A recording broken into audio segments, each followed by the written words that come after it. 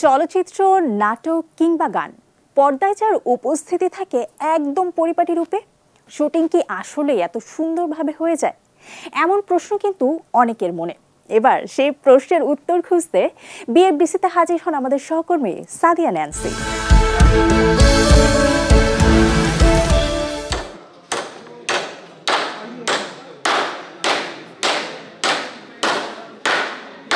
চারদিকে ঠুকঠাক শব্দ, চারপাশে ছড়িয়ে আছে ভাঙাচোরা কাঠ। এমন দৃশ্য দেখে যে কেউ ভাবতে পারেন কোনো ভবনের নির্মাণাধীন কাজ চলছে। 7, 6, 5, 4, 3, 2, 1.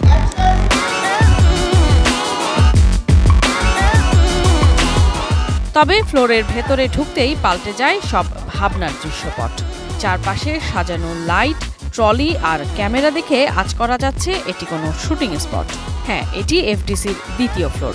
সেখানেই তৈরি হচ্ছে শুটিং সেট, চলছে পিনিক সিনেমার শুটিং।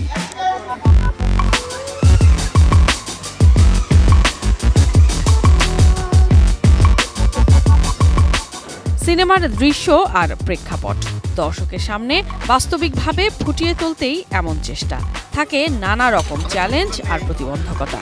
এইখানে যেভাবে কাজ করেছে প্রত্যেকটা আর্টিস্টের ক্যারেক্টারই আমরা প্রিভিয়াসলি যেইভাবে তাদেরকে দেখে আসছি সেটাকে ভাঙার চেষ্টা করছি আমরা। প্রত্যেকটা দৃশ্যের পরে দৃশ্য যখন তৈরি হচ্ছে, প্রত্যেকটা দৃশ্য যখন শ্যুট করতেছি তখনই আসলে এটার চেয়ে বেটার, যেটা শ্যুট করে আসছি তার চেয়ে বেটার এই চ্যালেঞ্জটা প্রতিনিয়তই আছে। এটার তো অনেক ধরনের আসলে জার্নি, সাইকোলজিক্যাল জার্নি, তারপর লোকজনের সাথে যাওয়া, সবাইকে সমন্বয় করে কাজ করা, কারো মন খারাপ হয়ে যাওয়া তার মন ঠিক করা, কেউ আর কাজ করতে যে হচ্ছে এলোমেলো করে ফেলা সেটাকে আবার গুছায় নিয়ে আসে। এটা একটা হিউজ চ্যালেঞ্জ আসলে। সবাইকে এতগুলো লোককে 100-120 জনের মতো লোককে একসঙ্গে ড্রাইভ করা, এটা আসলে অনেক চ্যালেঞ্জ।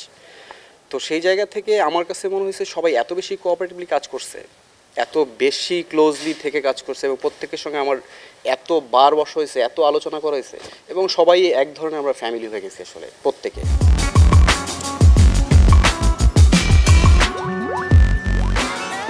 শুধু কি সেই প্রস্তুতি?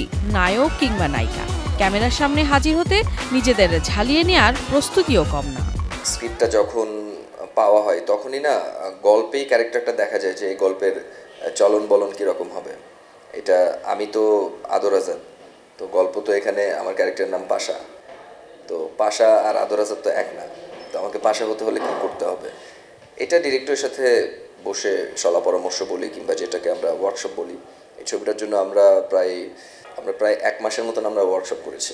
একটা গল্প নিয়ে এই গল্পের চরিত্রর যেই কি বলে এটাকে, একটা চরিত্র হয়ে ওঠার যে প্রসেস, এই প্রসেসের মধ্যে দিয়ে আমাদের যেতে হচ্ছে।